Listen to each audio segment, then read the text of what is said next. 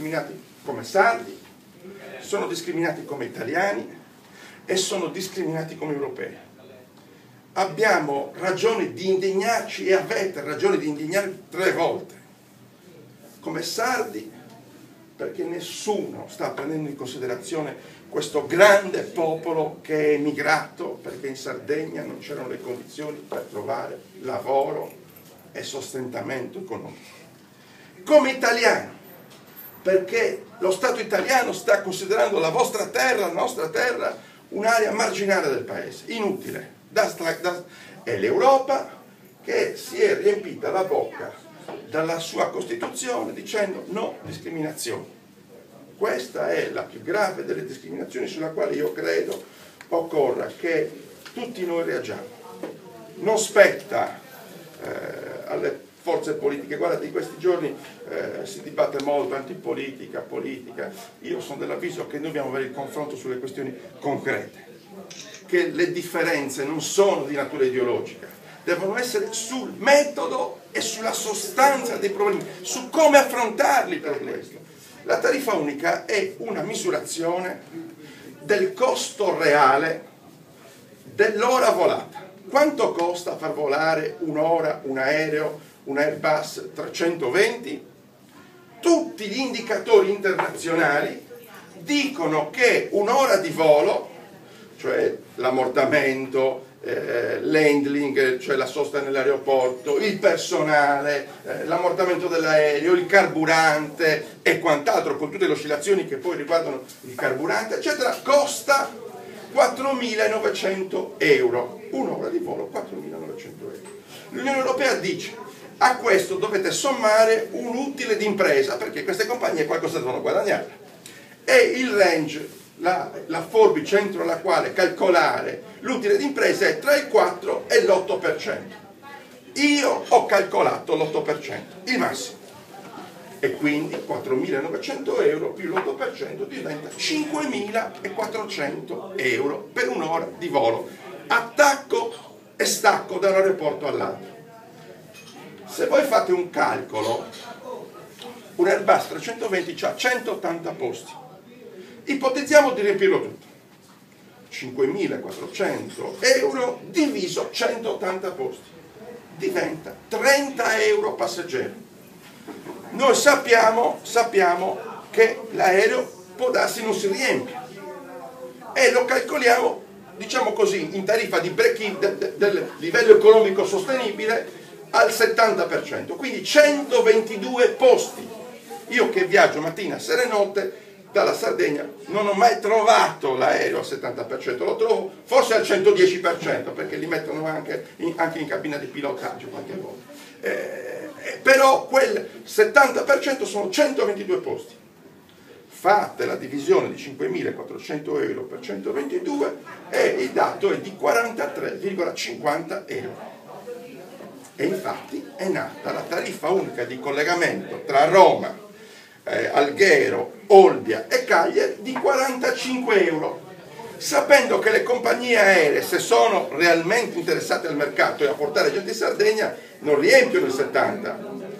Oltre l'8% guadagneranno anche la differenza tra 70 e 100 e quindi avranno un guadagno assolutamente rilevante nel governare una rotta che viene sottoposta a oneri di servizio pubblico.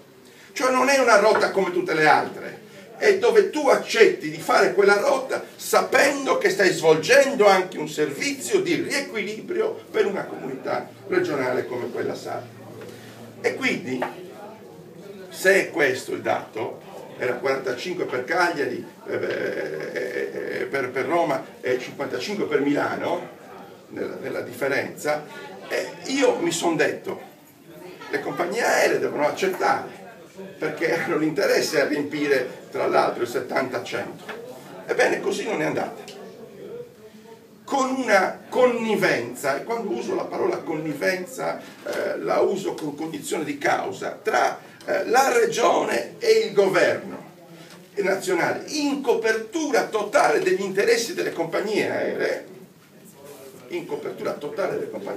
si è arrivati a una gara d'appalto con le compensazioni.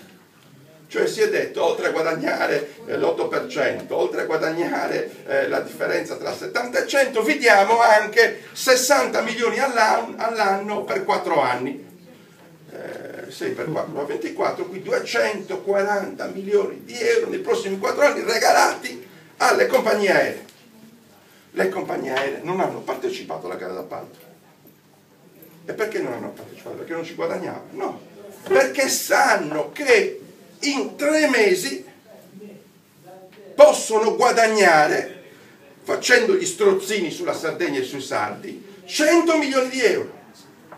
Perché sanno che gli emigrati vogliono comunque tornare in Sardegna e sono costretti, non potendoci andare in nave per 1000 altre ragioni, dall'altro versante assolutamente gravi, sono costretti a rinunciare a molte cose perché comunque gli affetti sono un obbligo che sentono che devono assolutamente rispettare. E quindi gli immigrati sardi e tutti coloro che vivono in Sardegna comunque devono passare attraverso Meridiana e attraverso l'Italia, e quindi faranno cassetta, faranno bancomat della Sardegna per 3 mesi. Io aggiungo che lo faranno anche per molto di più, perché se c'è questa connivenza è difficile da scardinarla.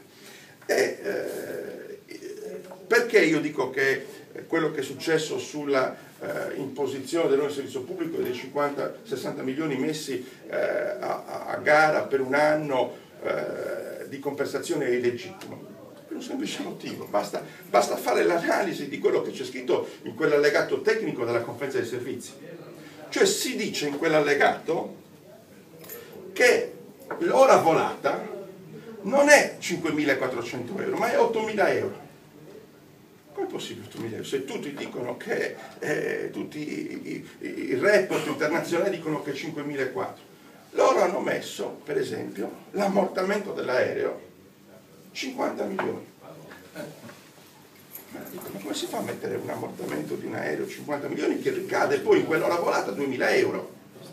Cioè l'incremento è dato da quell'ammortamento di 50 milioni di un aereo, un Airbus 320 nuovo, l'Air Cina l'ha pagato 40 milioni di euro, noi l'abbiamo iscritto in un dato tecnico, in un allegato tecnico 50 milioni di euro, sapendo però che noi voliamo con Airbus del 1993 e che quindi sono abbondantemente ammortizzati e che non possono far gravare sulla Sardegna un onere che non è della Sardegna, perché i codici del Ministero dell'Economia dicono che un aereo si deve ammortizzare in 7-8 anni, 14% di ammortamento anno. E quindi perché tu mi stai facendo pagare nuovi aerei che sono vecchi e li stai facendo gravare sulla tariffa della Sardegna? Ecco, questo è il tema sul quale noi dobbiamo assolutamente mobilitarci. Lo dico ai responsabili, a Francesco, lo dico a Massimo Cossu che rappresenta l'esecutivo della Fasi: bisogna che arrivi nei media regionali e nazionali una valanga di mobilitazione degli immigrati sardi. Non basta la voce di un parlamentare, anzi è inutile se non vi è una sommossa popolare di tutto il mondo dell'immigrazione forte, senza arrivare a nessuna compromissione con le compagnie aeree e tantomeno con le forze politiche.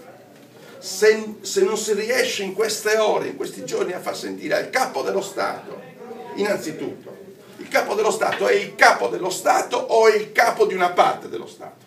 Perché se noi facciamo parte di questo Stato è obbligo che il Presidente della Repubblica intervenga e dica esattamente le regole entro le quali il principio nazionale, costituzionale della coesione deve essere rispettato. O c'è la coesione nazionale o non c'è. E se non c'è bisogna prenderne atto, fare atti che siano conseguenti per dire che la Sardegna non deve sottostare nemmeno a tutte quelle regole e imposizioni che gli vengono dallo Stato. Secondo me il presupposto principale è che la Sardegna e i sardi in questo momento congiunturale di tutto hanno bisogno meno di creare ulteriori isolamenti. Io non nego che abbiamo un problema come nazione sarda, io non nego questo, ma dissento dal modo di gestire il problema. io penso, ripeto, lo ribadisco, che noi sempre e comunque dobbiamo sempre mantenere aperti i canali diplomatici del confronto, soprattutto con lo Stato italiano. Ora succede questo, che l'assessorato regionale dei trasporti, e qui dirò delle cose anche che un po' avranno sicuramente delle ripercussioni, proprio in questo particolare momento congiunturale ha una gestione perlomeno che ha nella sua gestione interna delle condizioni che non favoriscono sicuramente il superamento dei problemi, perché vi è una conflittualità esasperata tra la componente politica e la parte tecnica dei suoi funzionari, tant'è vero che da alcuni mesi c'è un fuggi generale nell'assessorato regionale dei trasporti da parte dei funzionari, e questo sicuramente è un altro elemento che contribuisce a non avere una gestione ottimale delle vicende, perché tutti i funzionari che avevano maggiori capacità di gestione della tematica purtroppo sono andati via. Alcuni volontariamente hanno chiesto il trasferimento. Quindi si sono creati a un certo punto dei presupposti istituzionali per il dialogo col governo italiano. Sono arrivate delle proposte per allestire un tavolo e con mia grande meraviglia ci si è rifiutati di confrontarci con le istituzioni nazionali, perché c'è la vocazione a fare i noleggiatori da un po' di tempo come regione.